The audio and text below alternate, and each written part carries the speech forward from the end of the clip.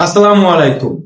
আজকে দ্বিতীয় কোয়ালিফাই ম্যাচে মোকাবেলা করবে Sylhet titans versus Rajshahi Warriors. প্রথম কোয়ালিফাই ম্যাচে চট্টগ্রাম রয়্যালস তারা কিন্তু রাজশাহী ওয়ারিয়র্সকে হারিয়ে ফাইনাল নিশ্চিত করেছে।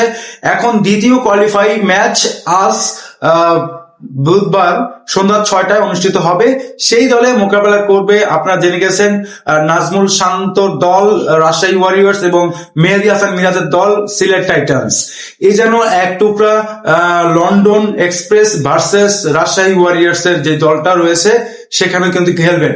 জিম নিশাম তিনি অলরেডি বলে দিয়েছেন কেন উইলিয়ামসন আসছেন, তার সাথে যোগাযোগ করা হয়েছে। আজকের ম্যাচে কেন উইলিয়ামসন কে দেখা যেতে পারে এটা কিন্তু রয়েছে। সো আজকে সন্ধ্যা 6টায় ম্যাচটি অনুষ্ঠিত হবে। এর আগে দলের যেই কম্বিনেশন রয়েছে, সিলেটের 4জন বিদেশি cricketer Moeen Ali, Chris Woakes, Ethan Brookes এবং স্যাম বিলিংস, এই 4জন ক্রিকেটার কিন্তু গতকালকে একটা ম্যাচে লাস্ট বলে ছক্কা মেরে ক্রিস ওকস কিন্তু ম্যাচ দলটাকে জিতিয়েছিলেন। আজকে কি তিনি পারবেন সেটাকে রুখে দাঁড়াতে? রাজশাহী ওয়ারিয়র্স কালকে খুব সুন্দর একটা ম্যাচ খেলেছিলেন, শেষ মুহূর্ত পর্যন্ত রাজশাহী ওয়ারিয়র্স কিন্তু ম্যাচটা হেরে যায়।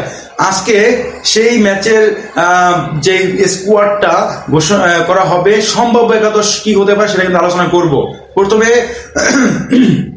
সিলেট টাইটান্সের যেই দলটা রয়েছে সেটা হচ্ছে সিলেট টাইটান্সের পারভেজ ইমনের সাথে তৌফিক তুষার খেলবেন, আরিফুল ইসলাম খেলবেন 3 নম্বরে, 4 নম্বরে স্যাম বিলিংস খেলবেন, 5 নম্বরে থাকবেন মঈন আলী, 6 নম্বরে ইথান ব্রুকস, 7 নম্বরে ক্রিস ওকস, 8 নম্বরে মেহেদী হাসান মিরাজ, 9 নম্বরে নাসুম আহমেদ, 10 নম্বরে রুয়েল মিয়া, 11 নম্বরে সালমান মির্জা। কোনো পরিবর্তন না হলে এটাই কিন্তু হওয়া উচিত সিলেট টাইটান্সের সম্ভাব্য একাদশ। অন্যদিকে আমরা যদি রাজশাহী ওয়ারিয়র্সের স্কোয়াডটা ঘোষণা করি তাহলে সেখানে 2 ওপেনার খেলবেন, ওইখানে সাহেবজাদা ফারহানের সাথে আরো একজন ওপেনার নাজমুল শান্ত খেলবেন 3-এ, তারপরে জিমি নিশাম রয়েছেন, কেন উইলিয়ামসন রয়েছেন, রিপন মন্ডল রয়েছেন, আব্দুল গাফফার সাকলাইন রয়েছেন, এখানে হাসান মুরাদ রয়েছেন। এখানে কেন উইলিয়ামসন যদি আসে তাহলে তিনি খেলবেন, তো বিনুরা ফার্নান্দো তিনিও কিন্তু রয়েছেন। তারপরে আরো যেই দল, এই 2 দলের মধ্যে যেই কম্বিনেশনটা আমার কাছে মনে হয় এই ম্যাচটা কন্টেস্টটা খুব ভালো হতে যাচ্ছে।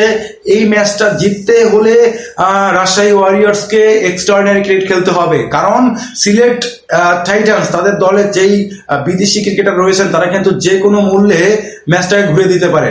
গত ম্যাচে দেখেছি আব্দুল গাফফার সাকলাইন ব্যাটে বলে 2টা দিকে কিন্তু তিনি পারফর্ম করেছেন। ব্যাটিং এ নেমে তিনি 15 বল থেকে 32 রানের একটা ইনিংস খেলেছিলেন, যখন রানের খুব দরকার ছিল। ওইটাই কিন্তু turning point of the match হতে পারতো, বাট শেষ মুহূর্তে ছক্কাটা না খেলে বা শেষ ওভারে ওই যে না হলে কিন্তু রাজশাহী ওয়ারিয়র্স খুব সহজে জিততে পারতো। এই 2 দলের একাদশ সম্পর্কে আপনাদের মতামত জানতে চাই, কমেন্টে জানিয়ে দিবেন। আর আজকের ম্যাচে, দ্বিতীয় কোয়ালিফাই ম্যাচে আপনারা সবাই দেখতে পারেন এবং আমার প্রতিটা নিয়ত ভিডিও, রিলস, শর্টস আপলোড করা হবে, আপনারা দেখবেন। আশা করছি। সবাইকে ধন্যবাদ।